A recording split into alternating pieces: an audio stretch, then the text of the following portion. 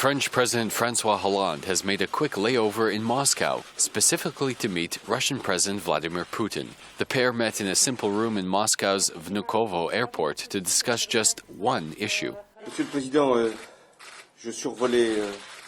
Mr. President, I would like to take a moment here with you to discuss the Ukraine crisis. For the Ukrainian people, for Europe, for Russia. I know that between Russia and France there is the will to find a solution.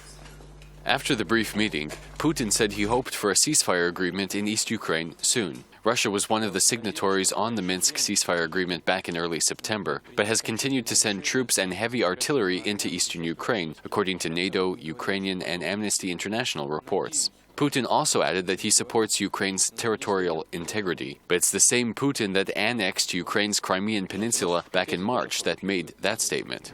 Meanwhile, in eastern Ukraine, where Ukrainian troops continue to battle Russian-backed forces, Ukrainian President Petro Poroshenko met with Ukrainian soldiers, congratulating them on Ukrainian Army Day.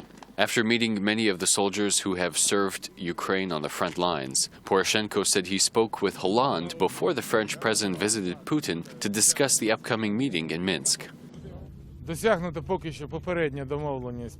preliminary agreement that has been reached so far is that the meeting in Minsk will be held on the 9th of December. The objectives that Ukraine is setting are to confirm the plan, a schedule of realization and implementation of the Minsk agreements.